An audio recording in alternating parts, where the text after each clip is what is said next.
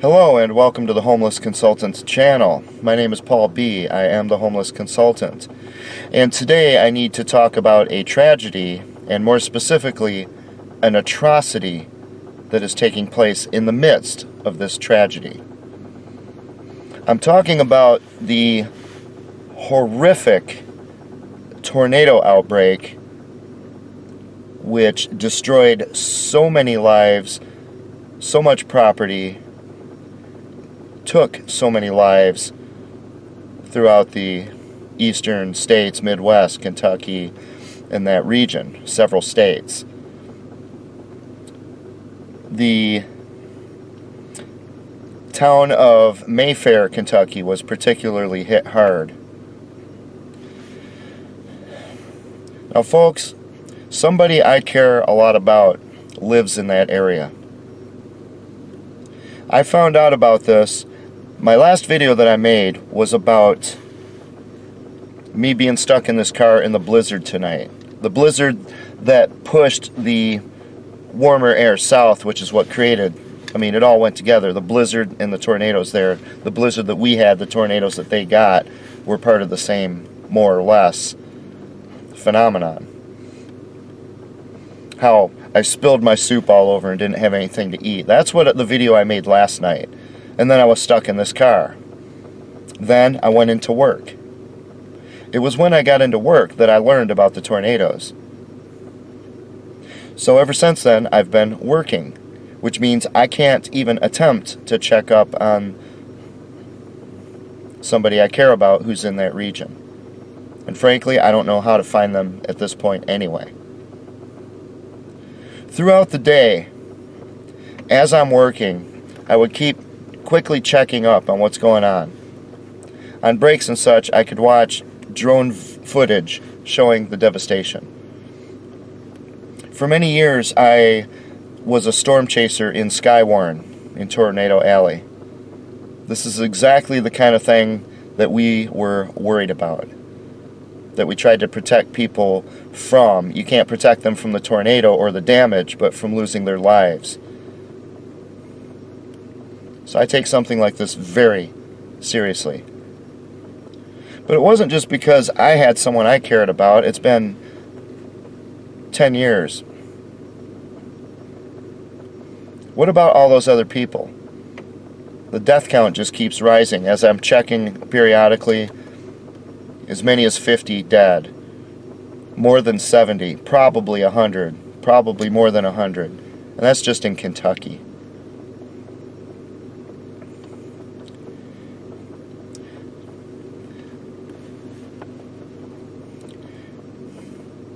People who are together.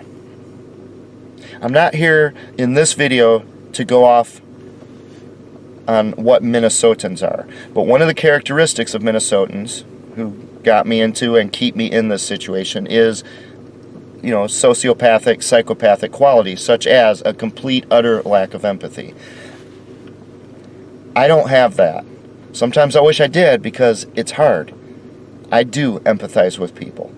So as I'm watching these videos, I'm able to imagine what it's like to be running downstairs, hearing the sirens, being awakened in the middle of the night by what sounds like an air raid siren, not knowing what's going on. Your whole life you've heard those sirens, and you go downstairs and nothing really happens, maybe a little bit of wind damage. But this time it's different. This time your whole house blows away from you. I saw an interview with one woman who she had her young child, I think, her grandchild in her arms. She handed the child to another person I believe after they went down to the basement. As soon as she handed off the child, the tornado blew her out of the house. And the stories just go on and on and on and on and on. And you watch that drone footage and you start to see what it is that people like us in Skywarn were concerned about. Because home after home after home after home destroyed. Folks, those people are now homeless. I take this very seriously. Throughout more than 200 videos, I've talked about homelessness, other topics as well, but let's face it, the core of this is me being homeless. I know what it means to be homeless. And I've met enough homeless people to know how they become homeless. And I've said it over and over again. They become homeless the way that I did, because of a corrupt, incompetent, negligent government and just corrupt human monstrosities. They become homeless because of divorce, because the IRS runs them into oblivion. It's usually not because of drugs or alcohol. In many cases it is, yes. People become homeless when their homes are destroyed by a natural disaster. In case you haven't figured it out yet, homeless means less your home. Your home you don't have. Your home is gone. You don't have a home. That's what homeless means. It doesn't mean alcoholic. It doesn't mean drug addict. It doesn't mean crazy. It means you don't have a home. And right now, there's no way to even count the number of people in those states that are affected who don't have a home. They are homeless. I take this very seriously. And based on the things that I talk about in this channel so often, about social services and what a fraud it is, what a farce it is, and how it helps to contribute to homelessness more than it does anything at all to stop it, by a factor, I am terrified for what's going to happen to these people now.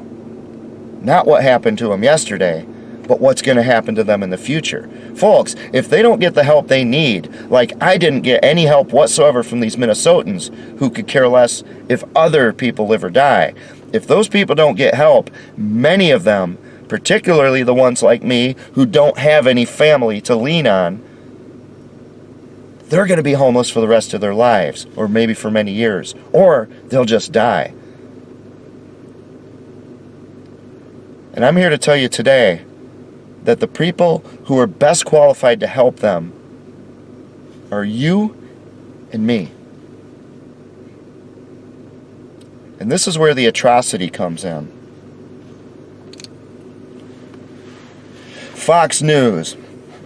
I recently did a video on Fox News showing that Fox News is nothing more than a foil. It's a part of the mainstream media, just like all those charlatans out there. CNN, NBC, all those. But Fox News pretends to be on the side of people who are stable and have their act together, who aren't insane, who aren't trying to destroy the country. And in so doing, they manage to neutralize those people.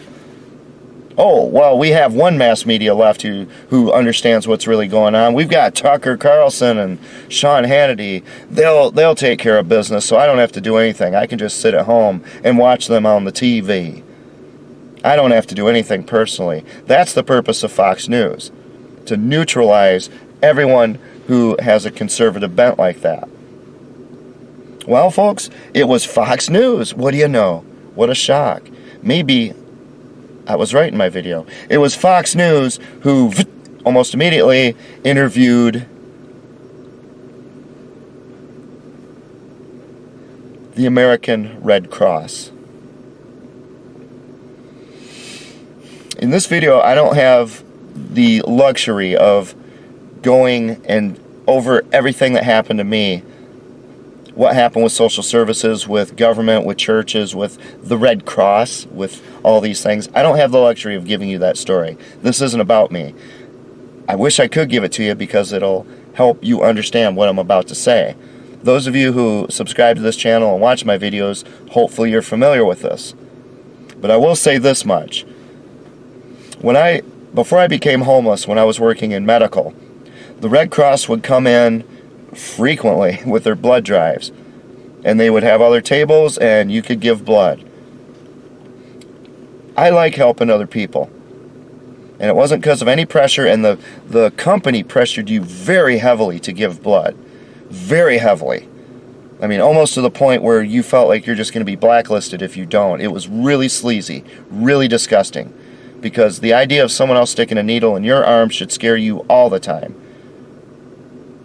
But when it comes to something like giving blood, or even giving or selling plasma, you are supposedly really truly helping other people in a way that there isn't really much any other way to help them. They don't just make blood in a bathtub. So if I have an opportunity to give blood, it's an honor and a privilege to be able to do so. At that time, the Red Cross came in, they were taking blood. I hate the Red Cross for reasons you'll find, but I love the idea of giving blood. And it's very difficult for even the Red Cross to take my blood and to screw everything up the way they screw everything else up. I'm sure they can find a way, but I assume the best. So I went and I gave blood at work. One time. Almost immediately, I started getting phone calls from the Red Cross asking me for money. And when I say I got phone calls from the Red Cross, what I mean is I would get 4 or 5 calls a week. I would get 6 in a week.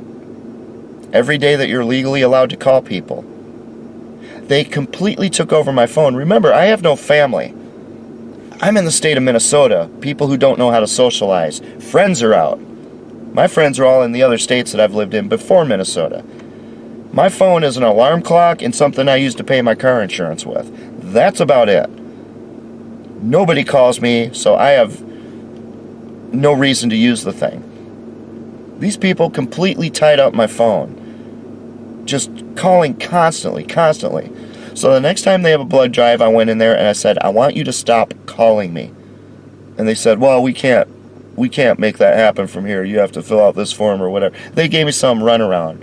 And I went through that process. And it never stopped one bit, ever.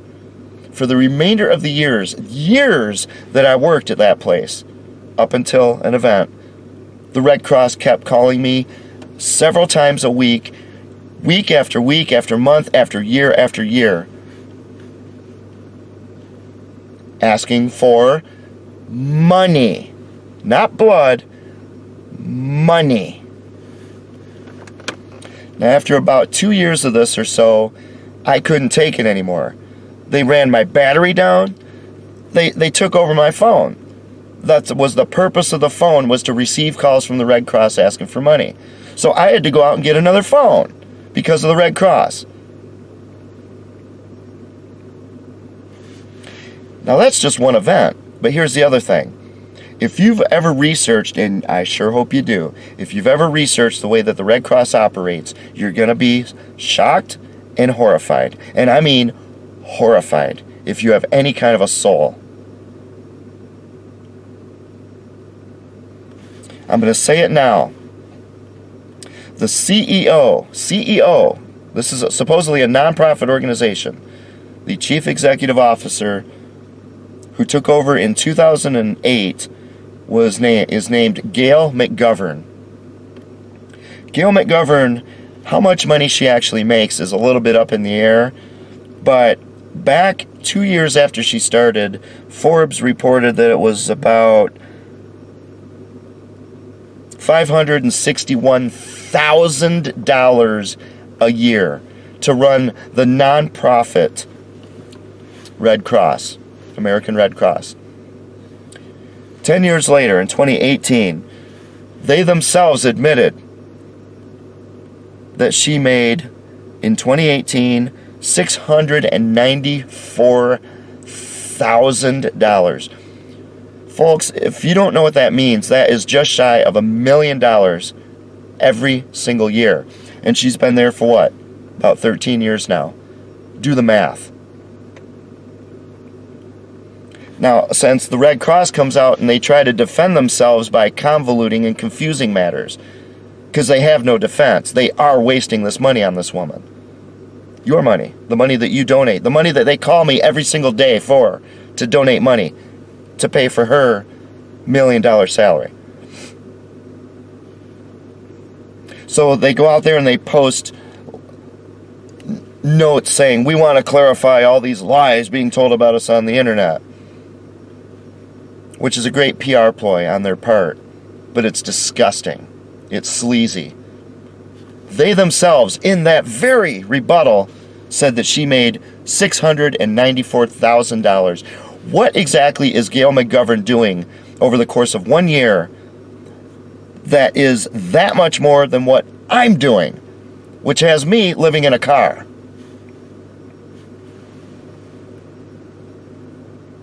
Oh, okay.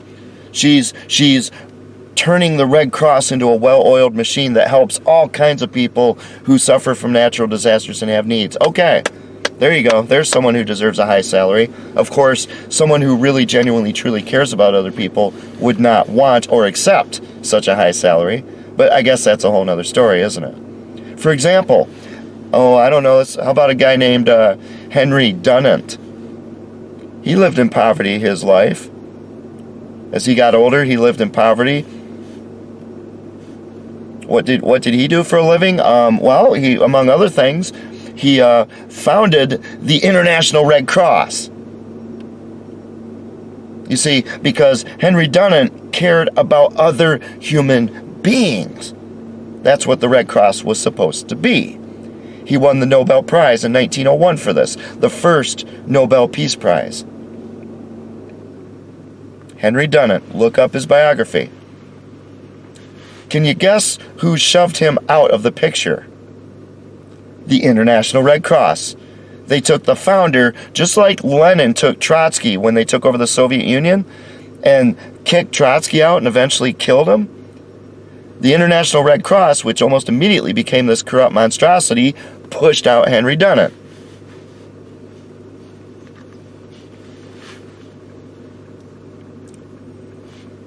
The reasons for it are irrelevant. He was involved with a failed business venture.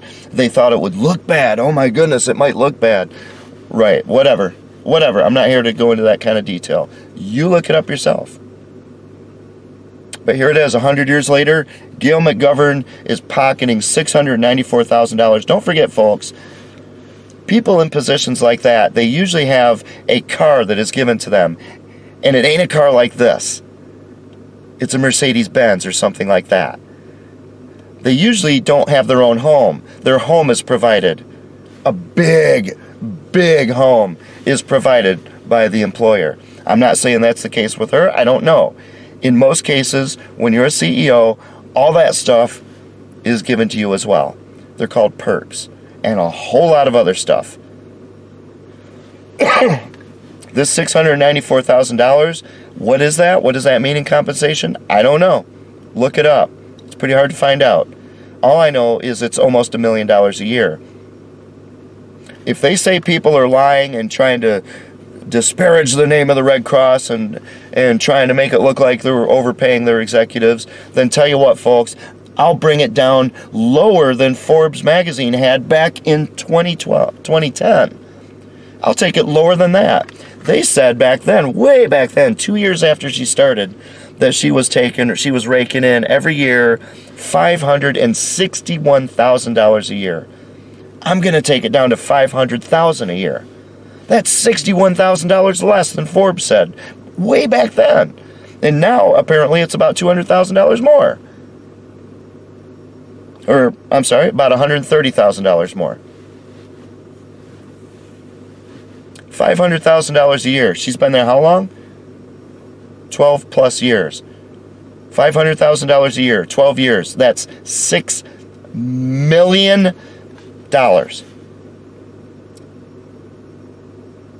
And what she did to earn this was to run the American Red Cross, the place that called me up and forced me to get another phone. Also the place that when I became homeless and I went to them for help, because if you haven't noticed, folks, what happened to me is a disaster. And all they could do was the same thing that everyone else does. The churches, all those social services. Here's a pamphlet with government agencies that can help. Bye-bye. Unless you want to donate, you can stop over there at the desk and donate to the Red Cross, because somebody's got to pay for Gail's house and car and luxuries. When Gail McGovern goes to a party, I wonder what she wears. Does she wear really expensive, stylish clothing? Does she have a big closet full of clothes? Or does she pack a bunch of 20-year-old stuff she got at a thrift shop in her trunk of her car like I do? I just wonder, because I work pretty hard throughout the year. I could focus on this one forever, folks, but I want to make it clear. They themselves say that she takes in $694,000 a year in 2018.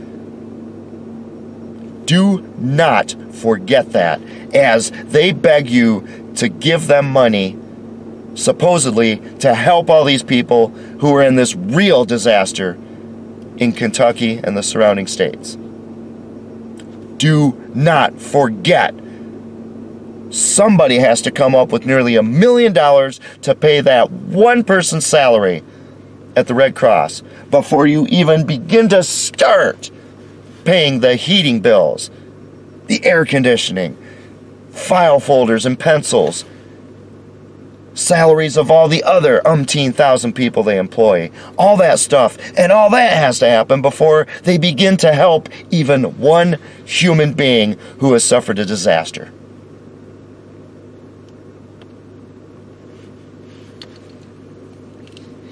So, of course, it was Fox News who brought on a representative of the Red Cross almost immediately. Let me go back to what it was like for me today. Both this person who I care about and just the ability to empathize with what these people are going through. Throughout the day, I kept tearing up. I kept just having tears coming out, and I'd have to... If I was alone, I probably just would have started bawling. Just absolutely heartbreaking what's going on there. They interview this woman. She's driving her car. She pulls off the road to do the interview. So somehow she's able to do an interview with Fox News while she's driving from point A to point B. Just gets a phone call. I wonder if she took the call while she was driving, because isn't that illegal and dangerous? Couldn't that kill somebody? I don't know. Maybe she stopped to get gas and she got a call from Fox News. I don't know. But she got a call and she pulls her car off the road to do an interview with Fox News. Look at the interior of that car. To me, it looks like a pretty nice car. It ain't this car, I'll tell you that.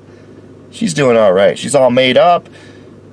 She's not wearing a flannel shirt out there ready to go get her hands dirty looking for all these people who are buried in that candle factory. She's getting ready to do something else.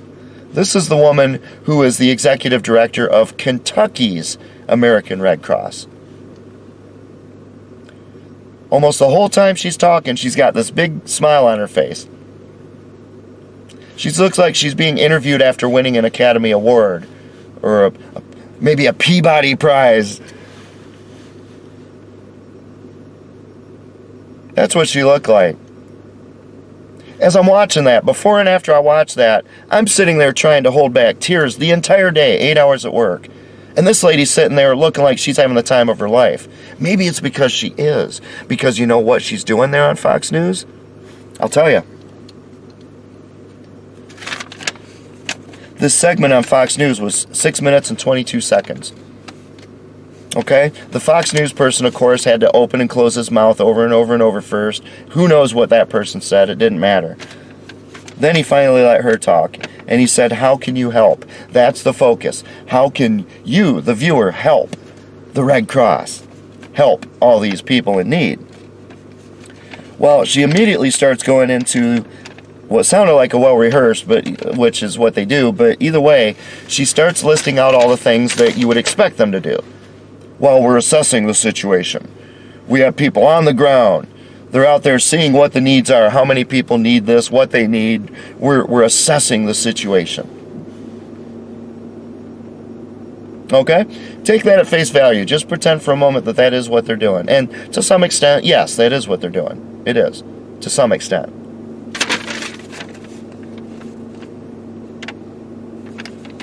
She lists out what they're doing, but after that long list, she categorizes the whole thing under assessing what we need to do.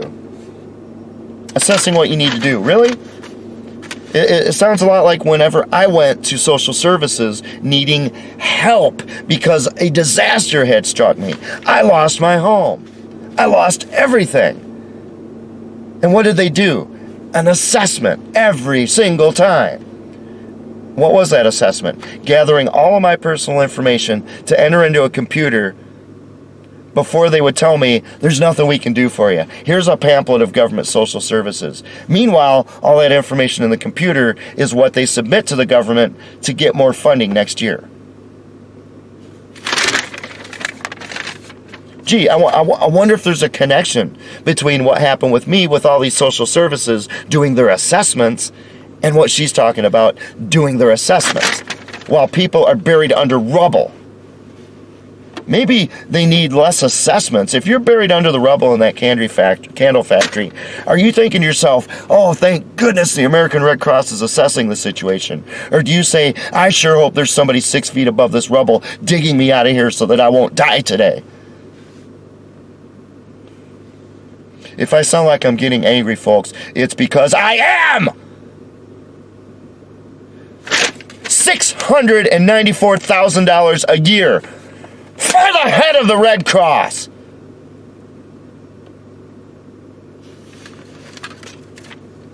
One employee, while those people are buried under that rubble.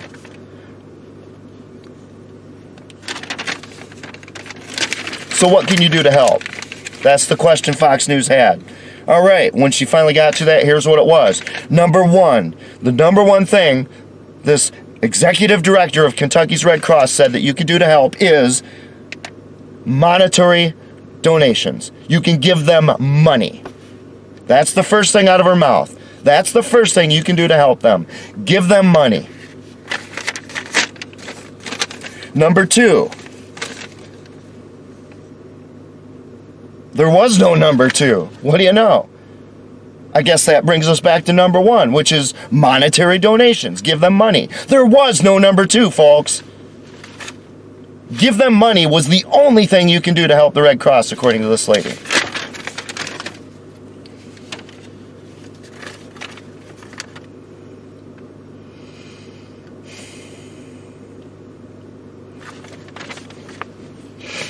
There is so much overlap and repetition among my videos of everything I've experienced with these ridiculous, fraudulent social services, government agencies. None of it is legit. All of it is garbage. All of it hurts people, doesn't help them. They always help a few tokens, because you gotta pull out the tokens to put in the news media and on your public relations when you're out there begging for donations. They will always help a small number of people. Those are the people you see.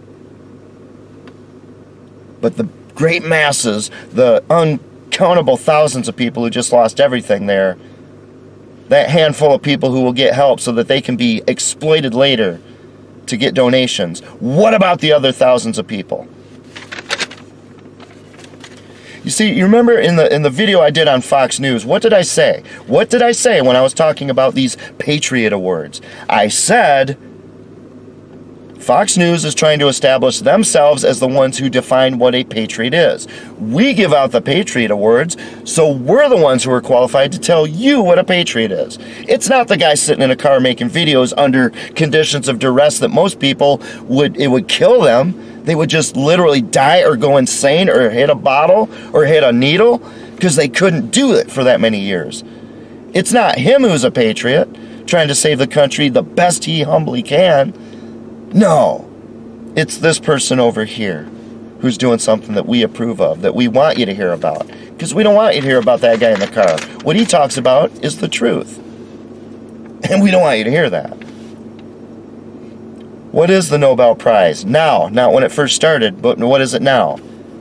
We decide what the greatest scientific discovery is. If there's some junk science out there that has benefits for our social or political agenda, they win the prize. If there's somebody out here doing real science that is consistent with the reality of the world we live in, they don't get the prize. We decide what is legitimate science and what is not. That's what the Nobel Prize is. But also for literature, for peace. Remember Barack Obama getting the Peace Prize before he even took office? He hadn't done anything, folks. I have literally done more on this video channel than Barack Obama had done in his entire life before he entered the White House. And he wins a Nobel Peace Prize. You see, what about these journalist awards, the Pulitzer Prize? The Pulitzer Prize Committee determines who is a good journalist, who is a reliable, trustworthy, who knows how to research and communicate information to others. They decide. You don't. You're not qualified. You're not qualified to know what is legitimate science and what is junk science. We'll let the Nobel Prize Committee tell you that. You're not qualified to determine who is a real patriot. Fox News is going to tell you that. You see what's going on here, folks? The Red Cross doesn't want you helping those people. They want you to take all your money and hand it to them, and they're the ones who are going to decide how to help these people, because they're the experts.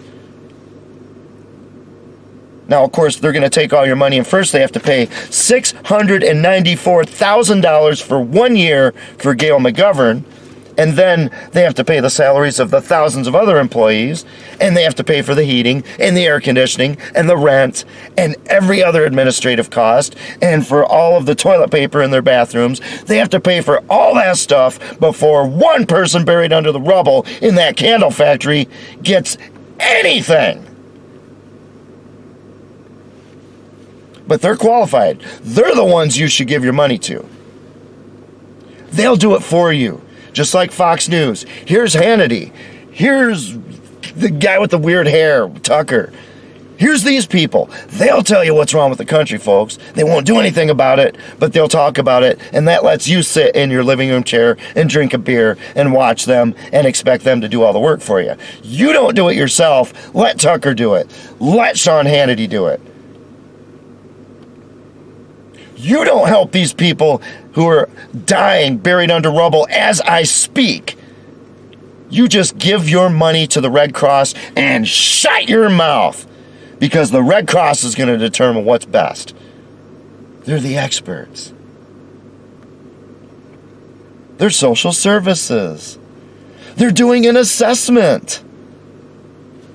What could possibly go wrong?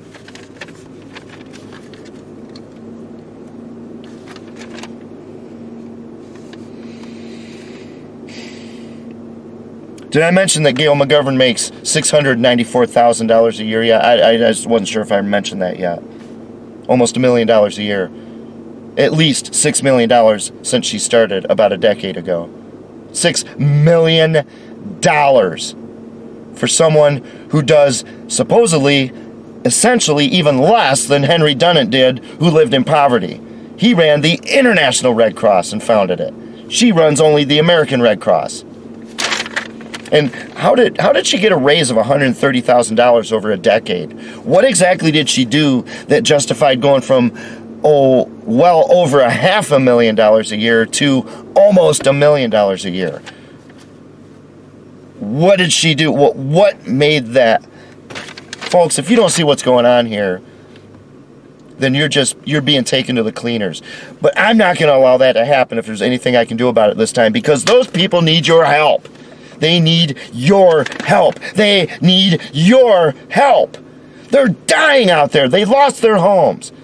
They are in the position I was in 6 years ago. And if they don't get the right help, if they get the same help from the Red Cross that I got, this is what they're going to get for the rest of their lives. If they don't have family or someone to lean on, this is what they're going to get when the cameras are turned off and nobody's paying attention to them anymore. You have to be the one who helps those people. You have to be the one who helps them. You should have been helping me all along, but nobody did. If you don't like me and you don't care if I live or die, fine, let me die. What did they do to you? What did those people in Kentucky and those surrounding states do to you? Why aren't you helping them?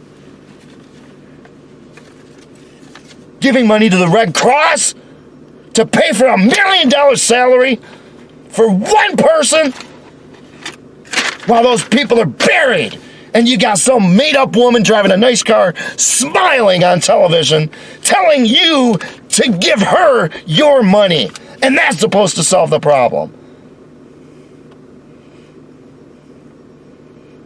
I told you I was getting angry, didn't I? At least I'm honest about it. Am I sitting here smiling all made up, asking you for money? I'm asking you to help those people while they're still alive enough for you to help those people. Because if all you do is give your money to the American Red Cross, you have done nothing but help the American Red Cross, which is a small subset of, from what I can tell, bat-shit crazy lunatics who are so out of touch with reality they don't even understand what a fraud they are.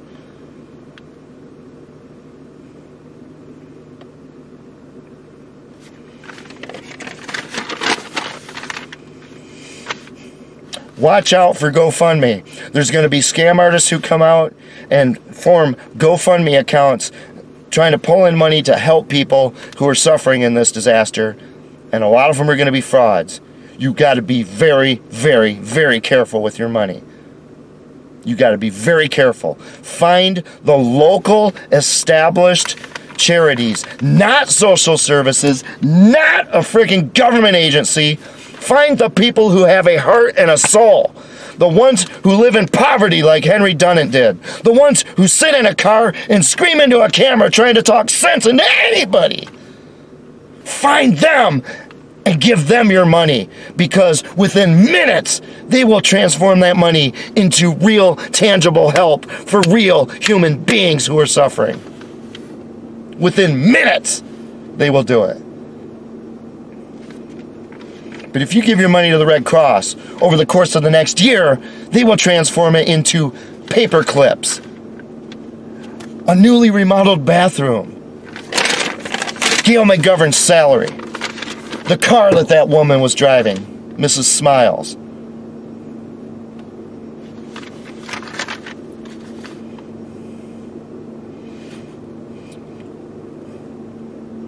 I don't have the time. I don't have the inclination to go over my last 230 videos, folks. If you had watched all those videos in order, even if you just even disregard the ones that go off into other topics, if you listen to all the ones about homelessness and my experiences, you're going to find that what's going on right here ties everything I've talked about together in a bow. It's all a fraud. Social services is a fraud, a tax-funded fraud. Help a handful of people here so we can put them on this fraudulent media, which is complicit, and make it appear to the masses who don't think about anything or research anything that social services is solving a problem, when in fact they're making it worse. Did they help me?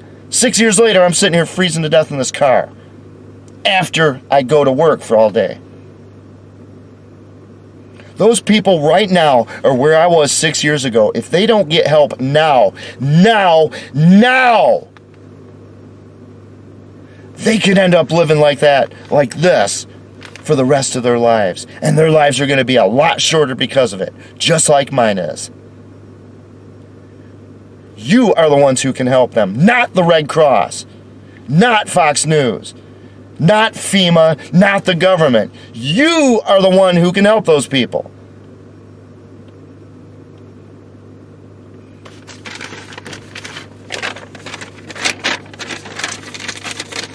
I encourage you to help them.